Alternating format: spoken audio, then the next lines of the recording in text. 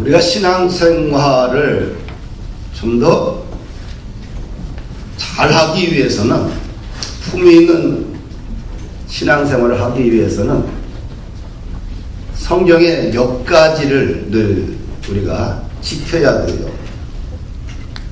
뭘 해야 되느냐? 반드시 십계명을 잃어버려서는 안 돼요. 십계명의 본질을 지켜야 됩니다. 할렐루야.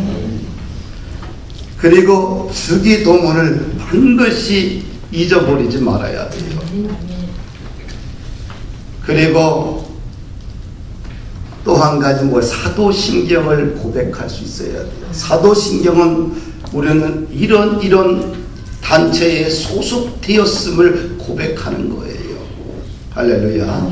어느 단체에 가나 그 단체가 가지고 있는 선언문이 있어요. 우리는 이 단체에 속한 사명을 가지고 살겠다는 고백이에요.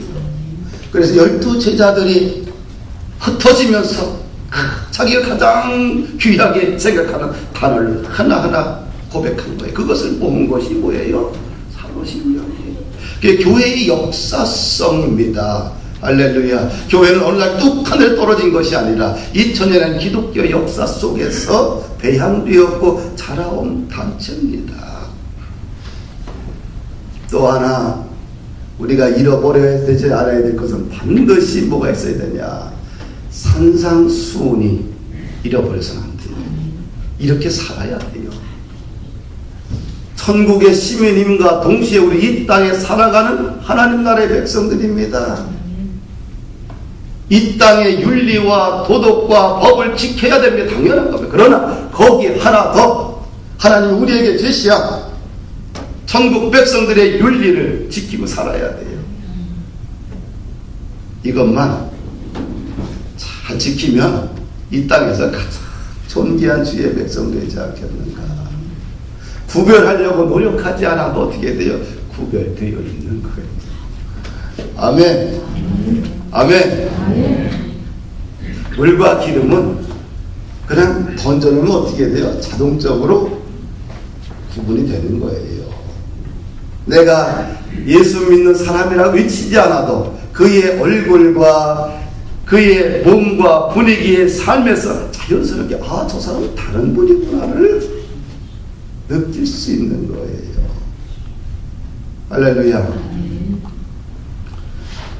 오늘은 7장으로 넘어갑니다. 영적인 영역에서 우리가 비판을 무엇으로 정의할 수 있을까? 저는 고민해 봤어요. 비판이라는 단어를 어떻게 오늘 우리 현대적인 의무로 이걸 해석해 볼 수 있을까? 이런 생각을 하다가 비판이란 사랑이 변한 것이 아닌가. 사랑이 변하여 썩은 사랑이 된 것이 뭐예요? 비판이다. 맛있는 사과가 좋아요? 썩은 사과가 좋아요? 똑같은 사과인데 안 썩은 사과가 맛있는 법이에요. 할렐루야. 사랑하면 비판할까요? 안 할까요? 안 해요.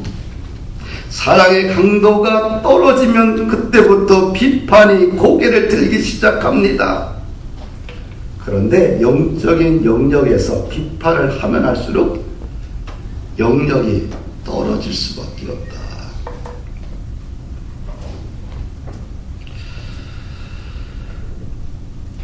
우리의 기질 중에 비판하지 않는 기질을 소유하는 것이 제자의 삶이라고 오늘 예수님이 가르쳐주고 있어요. 할렐루야. 우리가 좋은 기질을, 좋은 성품을 개발하는 것이 축복입니다. 예수 믿는다고 갑작스레 성품이 온전해지는 것이 아니에요. 좋은 성품은 훈련을 통해서 다듬어지고 세워지는 것입니다. 충성된 일꾼은 태어나는 것이 아니라 내려놓음이란 훈련을 통해서 충성된 일꾼이 되어가는 것입니다. 할렐루야.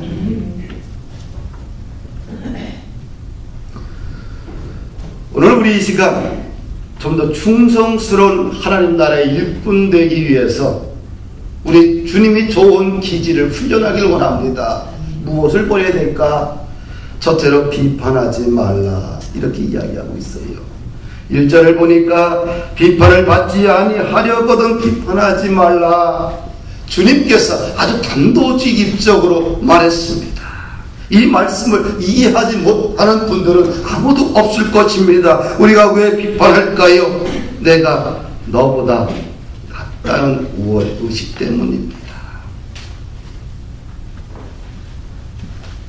성령님께서 다른 사람들의 부족한 면을 보게 하는 것은 그 사람을 비판하기 위해서가 아니라 그 사람을 위해서 우리가 중보자로, 기도자로 세우기 위해서임을 깨달아야 돼요. 할렐루야. 비판은 조금도 유익함이 없어요. 비판은 공동체를 파괴하는 죄악의 성품입니다. 제가 우리 김석훈 장로님하고 지지난주에 대화를 하다가 본인이 뭐 하고 싶은 일이 있대요. 뭡니까? 그랬더니 좋은 신문을 만들고 싶대요. 왜 그렇게 생각을 합니까? 그랬더니 너무 세상은 나쁜 것, 비판으로 가득 이 땅에 충만해져 있기 때문에 좋은 성도의 삶, 좋은 기업, 좋은 모습들만 뽑아서 사람들에게 소개하는 신문이 있어야 되지 않는가. 굳이 기독교인들이 비판 언론을 만들어서 사회 곳곳을 파헤치는 것보다 이런 비판적인 것은 뭐예요? 이 사회에 충만해 있으니까 우리 기독교인들은 하나님의 시각으로 예수님의 성품으로 세상을 바라보고 좋은 일을 한 사람들을 자꾸 집어내서 그 사람들을 부각하고 그런 회사를 부각해서 이 사회를 좀 더 건강하게 만들어야 되지 않겠느냐. 제가 그 얘기를 듣고서 참 일리가 있는 말씀이다 생각을 했습니다. 예수님은 제자 공동체에게 비판하라고 가르쳐 준 적이 없습니다. 주님께서는 영적인 삶에서 남을 비판할 여지를, 공간을, 틈을 전혀 주지 않았습니다. 그런데 우리들의 자화상을 보게 되면 그 틈이 얼마나 벌어져 가고 있는가. 오늘날 교회가 어떤 단체 못지않게 굉장히 시끄러워져 가고 있습니다. 무엇이 부족해서 그럴까요? 아주 그냥 한국교회 시끄러워요. 무엇이 부족해서요? 돈이 없어서 그럴까요? 세상에 잘난 인물들이 없어서 그럴까요? 건물이 낡아서 그럴까요? 아니지요. 세상에 좋다는 것은 다 교회에 다 들어와 있어요. 예배가 약해서도 아닙니다. 오늘날 한국교회 예배드리기 위해서 돈 얼마나 많이 들는지 몰라요. 그렇죠? 시스템을 준비하고 최고의 음향을 갖다 집어넣고 그런데 왜 점점 시끄러워질까? 비판이 충만해지면 시끄러워지는 거예요. 그러면 교회가 어떻게 돼요? 피곤해지는 것이고요. 비판은 비판을 낳고 비판은 생명을 낳지 않는다는 겁니다. 예수님이 비판을 이야기하시면서 로마서 14장 10절에 말씀하기를 다른 사람을 비판하거나 업신여기면 하나님의 심판대 앞에 서리라 강력하게 말씀하고 있어요. 누구 앞에서요? 누구 앞에? 하나님의 심판대 앞에. 비판은 자신의 마음을 강박하게 만들고 혼을 내주려는 마음으로 가득 차게 됩니다. 비판하는 자신을 잔인하게 만들며 자신이 더 우월한 사람이라고 자기 착각에 빠지게 됩니다. 비판을 계속하면 좋은 그리스도인의 거룩한 성품이 개발되지 않습니다. 이것이 가장 큰 아픔이에요. 할렐루야. 유대 랍비들이 말하기를 사람이 이 세상과 내세에서 유익을 가져다주는 6가지 좋은 행위가 있는데 연구하는 것이죠. 연구. 뭔가 이 사회를 위해서 연구하는 것. 그 다음에 병자를 방문해서 위로해 주는 것. 손님을 극진히 잘 대접하는 것, 기도에 전념하는 것, 율법을 가지고 말씀을 가지고 자녀를 철저하게 교육시키는 것, 다른 사람을 최선을 다해 생각해 주는 것이 현세와 내세의 좋은 일이다. 할렐루야. 이웃을 비판하지 않는 것, 현세와 내세의 가장 좋은 복된 일입니다. 아멘. 사실은 저도 이 말씀을 준비하면서 다 우리 여기에 걸려요. 안 그래요? 나도 걸려. 나도 걸려. 이걸 갖다가 비행기에 보면서 막 설교를 쓰는데 옆에 목사가 있잖아요. 너 뭐 비판을 안 했겠어, 그쵸? 하면서도 이게 참 납득없더만 했지. 안 했겠어. 왜? 제약의 품성을 갖고 있기 때문에 잘된 것보다 잘 되지 않는 것이 더 눈에 닿게 돼 있어요. 사랑하는 여러분들, 저나 여러분들이나 죄인의 품성을 갖고 있기 때문에 뭐에 더 친해져요? 비판의 영에 충만해지게 돼 있어요. 근데 비판의 영이 자꾸 충만해지면 뭐가 안 돼요? 그리스도인의 성품이 자라지가 않는다는 게 가장 큰 아픔이지요. 할렐루야. 바클레이 목사님이 우리가 이웃을 비판해서는 안 되는 이유를 세 가지를 이야기합니다. 첫째는 우리는 사건 전체나 그 사람의 전체를 절대로 모르기 때문이라는 것입니다. 그 사람의 일부만 알고 그 사람이 그렇다고 전체를 비판해서는 안 된다는 것이지요. 두 번째는 이웃을 판단함에 있어서 철두철미하게 공평할 수 없다는 것입니다. 우리는 기본적으로 근본적인 죄성을 가지고 있기 때문에 자기가 생각한 합리성이라는 기준이 맞을 수도 있고 틀릴 수도 있다는 겁니다. 셋째로 아무도 남을 판단할 만큼 선하지 않아요. 선한 분은 오직 성령님 한 분밖에 없어요. 할렐루야. 우리는 성령님께 날마다 기도를 해야 돼요. 다른 사람을 평가하고 비판하는 기질을 주여 제거해 주십시오. 그리고 이웃들의 장점과 좋은 면만 볼 수 있는 마음과 눈을 주여 열어 주시옵소서. 기도해야 돼요. 할렐루야. 두 번째 2절을 보면서 우리가 알 수 있는 핵심으로 뭡니까? 비판은 나에게 빚으로 다시 다 돌아온다는 거예요. 같이 한번 읽어볼까요? 2절. 너희가 비판하는 그 비판으로 너희가 비판을 받을 것이요 너희가 헤아리는 그 헤아림으로 너희가 헤아림을 받을 것입니다. 주님이 말씀하시는데 누군가를 비판하거나 헤아림을 측량을 하게 되면 다시 나에게 비판과 헤아림 측량이 돌아온다는 거지요. 우리가 간교함으로 파고들어 우리의 이웃을 아프게 했다면 그것이 부메랑이 되어서 나에게 비수처럼 날아 돌아온다는 것이죠. 왜? 사람들은 똑같은 방법으로 복수하려고 하는 그런 사악함이 있어요. 너가 나에게 그랬어? 그래, 나는 너에게 100배로 더 갚아줄 거예요. 이것이 누구의 성품이에요? 우리 성품이요. 그래, 안 그래요? 우리 대화 중에 흔한 이런 얘기를 많이 해요. 그래, 네가 나를 찔렀어, 나에게 상처를 줬어, 나를 아프게 했어, 나를 해코지했어, 내가 너를 그냥 죽일 거야.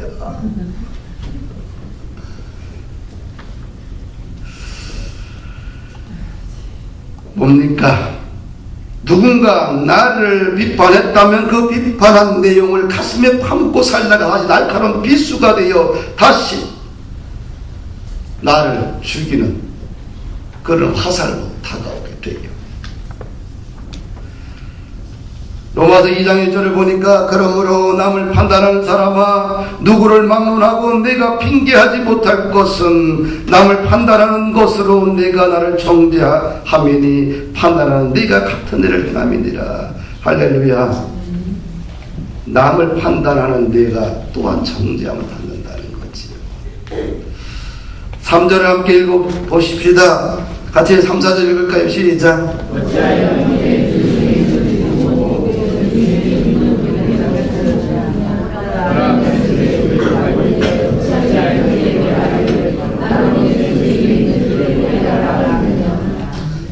내 안에 있는 들보를 보라. 누구 안에 들보요? 내 안에 들보를. 우리는 다른 사람들의 약점을 파헤치는 아주 놀라운 해안을 가졌어요. 그 정도로 열심히 만약에 공부했다면 우리 이 땅에서 가장 천재적인 사람이 됐을 거예요. 그렇죠? 참 가르쳐주지도 않아도 어떻게 그 사람의 약점을 그렇게 잘 파악하고 파헤치는지 굉장히 존경하고 논리적이고 아주 연구를 잘합니다. 그 정도 노력을 기울였다면 우리는 인생에 성공했을까요? 못했을까요? 각 분야에 다 성공했을 거예요. 할렐루야.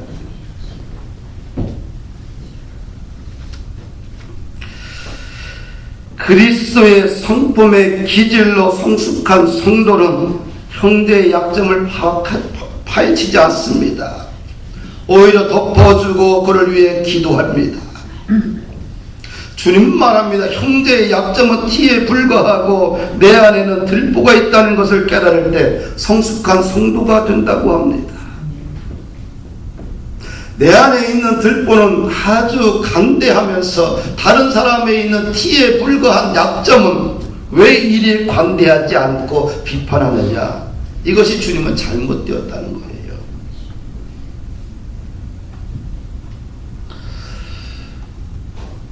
오늘날 우리 성도들에게 있어서 점점 심각한 문제로 다가오는 것, 또 목회자 세계는 말할 것도 없습니다. 더 심각할 수 있어요. 비판의 영으로 점점 가득 채워지고 있어요. 그러니까 어떻게 돼요? 점점 살벌해지겠죠. 사람 냄새 안 납니다. 은혜로운 냄새들이 전혀 없어요. 비판의 영은 공동체를 파괴할 뿐입니다. 할렐루야. 복음과 율법의 차이가 무엇입니까? 복음은 십자가의 안경으로 세상을 보는 거예요. 그러나 율법은 비판과 정죄의 안경으로 세상을 봅니다. 그 결과는 너무 하늘과 땅처럼 커요. 세상을 십자가의 안경, 복음의 안경으로 가지고 보게 되면 모든 사람을 이해하고 사랑하고 배려하고 도와주고 위로하고 힘을 주고 끝까지 참아줍니다. 결국에는 기쁨과 감사가 충만해지게 되고요. 그곳에는 웃음이 있고 서로 인정하고 인정받는 훈훈함이 존재합니다. 우리가 어떤 시각으로 봐야 되느냐? 십자가의 안경으로, 복음의 안경으로 세상을 보고 이웃을 봐야 되는 거예요. 이것이 우리에게 주신 하늘의 선물입니다. 그러나 율법의 안경으로 세상을 바라보게 되면 문제점을 파헤치고 정죄하고 비판하고 그것에 그렇지만 대안을 주지 못합니다. 그 결과 서로 상처를 받고 서로 째려보고 서로 욕을 하고 서로 비판을 하고 서로 정죄를 하고요. 그 결과 공동체는 심한 몸살을 앓고 공동체는 기쁨과 감사와 서로 만남의 즐거움이 다 사라져버리고 오직 사람들이 소리들만 시끄럽게 울려 퍼지고 있을 뿐입니다. 우리는 압니다. 내 안에 정말 큰 들보가 있다는 것을, 내 안에 들보가 있다는 것을 주님도 하십니다. 내 안에 상처가 크면 클수록, 내 안에 만족감이 없으면 없을수록, 내 안에 소망이 없을수록, 내 안에 기쁨이 없을수록 내 자신을 정면을 바라보고 자신의 실체를 정확하게 파악하기보다는 내 안에 상처를 외면하고 다른 사람들의 상처를 파헤치는 묘한 성품이 자라기 시작을 합니다. 이것을 보고 주님은 제자의 모습이 아니라고 하는 것이죠. 할렐루야. 우리 5절 함께 읽습니다. 시작. 외식하는 자여, 먼저 내 눈 속에 들보를 빼어라. 그 후에야 밝히 보고 형제의 눈 속에서 티를 빼리라. 이 말을 한마디로 정의하면 가면을 벗고 살아라. 따라합시다. 가면을 벗고 살아라. 주님이 혹독하게 책망하신 것이죠. 남을 비판하는 사람에게 말하기를 외식하는 자다, 이렇게 정의를 내리고 있어요. 외식이라는 문자적인 의미로 쇼를 하는 사람을 말합니다. 마음과 행동이 다른 사람을 말하지요. 속과 겉이 다른 사람을 말합니다. 우리는 사람을 속일 수 있습니다. 그러나 하나님 우리의 심령 속 깊은 곳까지 감찰하시고 통찰하시는 분이 하나님이시죠. 그래서 제자는 남의 눈 속에 있는 티와 흠을 보고 지적하는 사람이 아니라 먼저 자기 눈 속에 들보를 보고 빼내는 사람이다. 우리가 신앙의 거울인 십자가에서 점점 멀어지면 자신의 들보는 보이지 않고 뭐예요? 이웃의 티와 흠이 자꾸 커 보여. 십자가에서 멀어지는. 근데 십자가 앞으로 가면 갈수록 어떻게 돼요? 다른 사람의 티와 흠은 안 보이고 내 안에 들보가 많음을 깨닫는 거예요. 주여, 내 안에 이렇게 들보가 많네요. 이 들보, 이 하나님 이것을 빼주세요. 다듬어 주세요. 십자가 앞에 다가가면 다가갈수록 자신의 실체가 점점 보이기 시작합니다. 그러나 십자가를 떠나면 자신의 실체는 점점 가려지고 누구만 보여요? 주변의 사람들의 흠과 티만 자꾸 커 보여요. 그리스도인에게 있어서 가장 도움이 되지 않는 사람이 누굽니까? 언제나 간섭하면서 남 탓을 하는 사람입니다. 자기는 문제가 없는데 다른 사람이 문제가 있다는 것입니다. 이런 무서운 영적 교만이 자신과 공동체를 힘들게 할 수밖에 없지요. 누가복음 18장에 보면 두 사람이 기도를 합니다. 누가 기도할까요? 바리새인과 세리가 기도해요. 바리새인은 뚜벅뚜벅 성전에 들어와서 그 다음에 앞에 서서 하늘을 향하여 딱 고개를 바짝 들고서 기도합니다. 하나님, 나는 다른 사람들과 같이 톳의 뿔이 가림하지도 않았고요, 저 뒤에서 기도하는 세리처럼 죄인도 아닙니다. 뭡니까? 바리새인의 기도는 뭐예요? 나는 의롭다는 거예요. 내 안에 들보가 없다는 거예요. 흠과 티가 없는 거룩한 존재라고 합니다. 자신은 철저하게 종교적인 의무를 다했을 뿐만 아니라 도덕적으로 흠이 없고 깨끗한 사람이라고 하나님을 향하여서 기도하고 있지요. 유대 공동체의 가장 큰 문제는 저 뒤에서 기도하는 저 세리 같은 사람들입니다. 저 죄인들 때문에 우리 공동체가 힘듭니다. 이렇게 기도를 해요. 그런데 세리는 성전에서 기도를 하는데 어떻게 기도를 합니까? 감히 눈을 들지도 못하고 성전 이 구석에서 가슴을 치며 주여 주여 주여 나는 죄인입니다. 통곡하며 절규하며 하나님 앞에 눈물로 기도를 해요.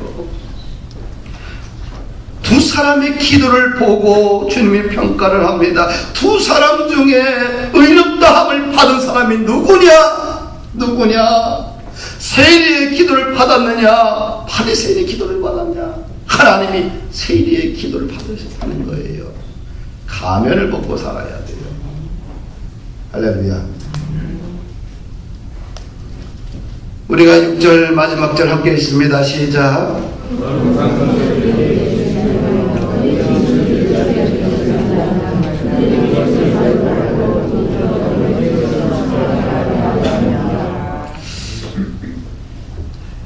한마디로 이 말을 우리가 요약해보면 이렇게 볼 수 있어요. 보석을 귀하게 여기는 자에게 보석을 주는 거예요. 보석의 가치를 모르는 사람이 보석을 주면 어떻게 될까요? 그냥 어떻게 돼요? 그냥 처박아 놓을 수밖에 없죠. 그렇죠? 보석의 가치를 아는 사람이 그 보석을 귀함을 아는 거예요. 예수님이 말씀하지요. 거룩한 것을 누구에게 주지 말라? 개에게. 진주를 누구 앞에 던지지 말라? 돼지 앞에. 그럼 거룩한 것과 진주는 무엇을 의미하느냐? 복음과 진리와 구원을 상징합니다. 그럼 개와 돼지는 무엇을 상징하느냐? 하나님을 고의적으로 완강하게 거부하거나 대적하는 자를 말합니다. 복음을 교만한 마음으로 짓밟는 사람을 말하는 것이죠. 그래서 이 복음과 같이 이 존귀한 것을 누구에게 던지지 말라? 개에게, 돼지에게 던지지 말라. 좋은 것을 개에게 한번 던져보십시오. 개는 그것을 어떻게 할까요? 그래, 여러분들 집에 개 있죠? 한번 좋은 값비싼 귀한 것을 개에게 한번 던져보세요. 개가 잘 모셔놓고 존귀하게 그걸 다루나 어떻게 돼요? 물고 뜯고 밟고 어떻게 돼요? 망가뜨려요. 저는 어렸을 때 돼지를 키웠어요. 그러니까 돼지하고 같이 사는 거지, 시골은. 그렇죠? 돼지는 어떻게 돼요? 아무리 좋은 것을 던져줘도 어떻게 돼요? 다 짓밟고 망가뜨리고 똥통에다 넣고서 못쓰게 만들어요.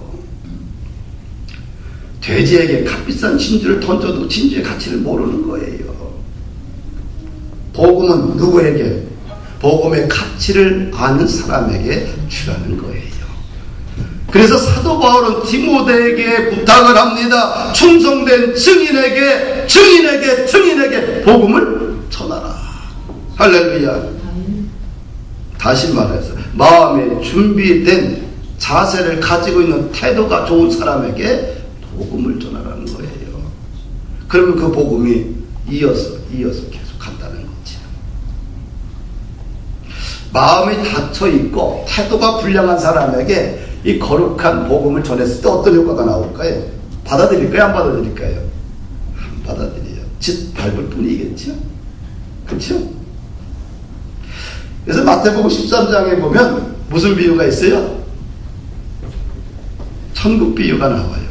거기에서 씨 뿌리는 비유가 있는데 이 씨는 뭐예요? 천국을 상징하는 거죠.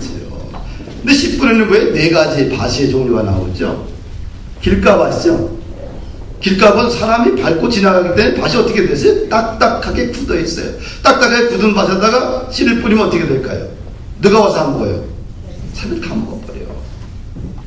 닫혀있는 마음 이야기였죠. 완강한 마음, 교만한 마음이 어떻게 돼요? 복음을 씨앗을 뿌려봤자 누가요? 사단이 다 먹어버린다는 거예요. 그 다음에 돌밭에 뿌렸어요. 돌밭은 뭐도 있어요? 흙도 같이 있어요. 그렇죠? 돌밭에 딱 뿌렸더니 어떻게 돼요? 씨가 뿌렸더니 어떻게 돼요? 씨가 자라요. 근데 햇볕이 나요. 뭐로 인해서 죽어요? 말라 죽어버려요. 마음에 근심 덩어리가 많잖아요. 복음이 들어가서 뿌리를 내려서 싹 나지면 어떻게 돼요? 금방 죽어버린다는 거예요. 근심으로 가득 차도 어떻게 돼요? 천국 복음이 자라질 않아. 그 다음에 가시밭에 뿌렸어요. 어떻게 될까요? 잘 나왔는데 뭐가 가려요?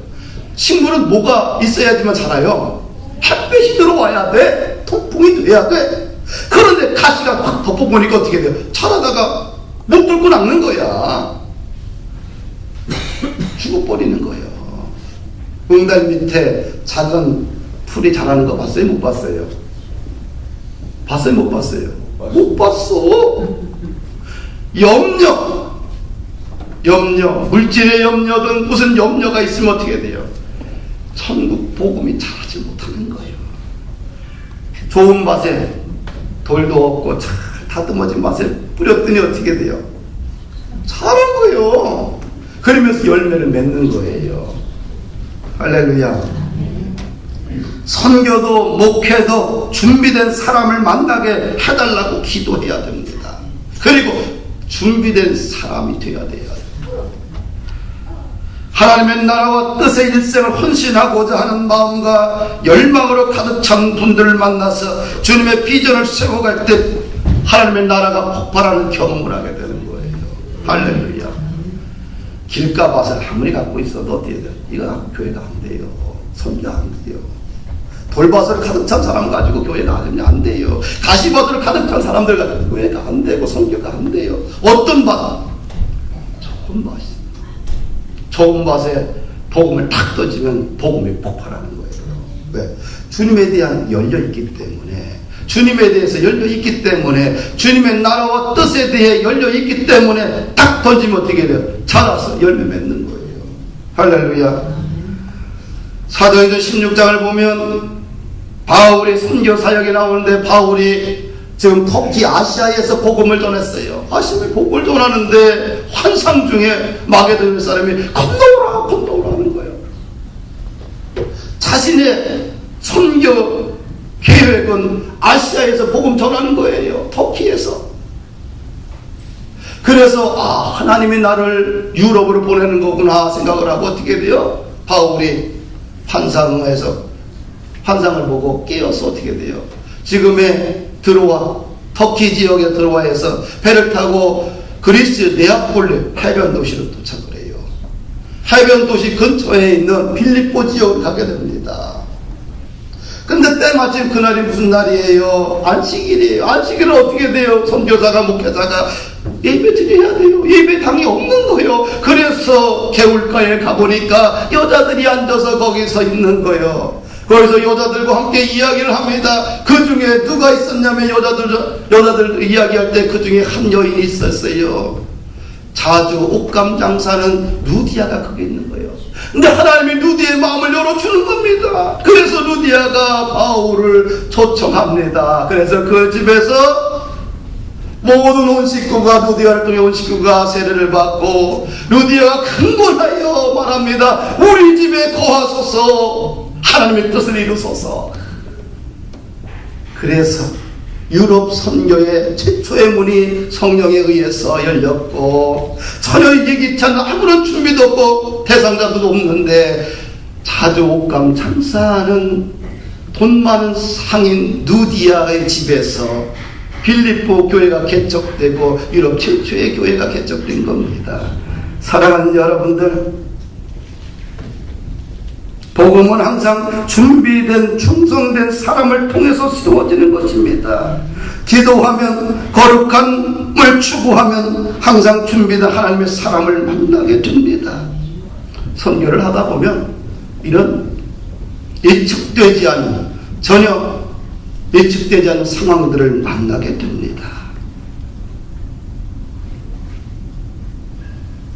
우리가 하나님의 마음을 가지고 준비된 마음을 가지고 살게 되면 전혀 예기치 않은 장소에서 준비된 하나님의 나라에 대한 열망을 가지고 있는 사람을 만나게 돼요.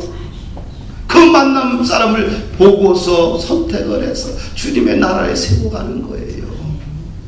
그럴 때 예기치 않은 폭발적인 역사가 일어납니다. 마닐라에서 식사를 금지하는데 너무 필리핀 음식 자체가 그냥 없어요. 아무것도 참 못 먹겠더라고. 그래서 이제 마닐라에 와서 한국 식당에 가서 밥을 먹었어요. 김치찌개를 들어가나 나가나 김치찌개는 다 시켜서 먹는데 주인 아저씨가 거기 있어. 근데 기독교인인 것 같아. 그런데 얼굴을 보니까 어떻게 돼요? 굉장히 고민이 많이 쩌들어져 있어. 그리고 이야기하는 어투 자체가 보니까 힘들다는 것을 금방 알 수 있었어요. 그러면서 그 사람이 밥 먹는 옆에서 주저주저 이야기를 해요. 몇 사람 같이 식사를 하죠. 전혀 그 사람의 말에 귀를 기울이지 않죠. 그런데 그 사람의 말소리에서 나 지금 너무 힘들어요. 불안해요. 나 지금 죽겠어요. 인생의 답이 보이지 않아요. 절박한 집사님의 영적 상태를 감지가 돼요. 그래서 내가 밥을 먹고 그분 식당이니까 사람들 있잖아요. 거기서 의자 앉으라고 해놓고서 거기서 안수기도를 해줬어요. 밥 먹다가 목사가 내가 목사인데 안수기도를 해줬어요. 안수기도를 해줬어요. 간절히 해줬어요. 그때 눈물을 막 흘리는 거야. 식당 사장이. 그리고 나서 안수기도 끝나고 나서 눈에 눈물을 닦아주고 나서 이야기를 이제 하는 거예요. 마음의 문이 열려서 지금 내가 눈이 한쪽이 실명이 됐다는 거예요. 고치지 못한다는 거예요. 그리고 몸이 이렇게 했는데 이 몇 달 사이에 줄어가지고 홀쭉한 사람이 몸 상태가 안 좋고요. 그 다음에 사업도 잘 안 되고 무엇보다 영적으로 교회에서 문제가 일어나서 심각한 어려움 속에 있는 거예요.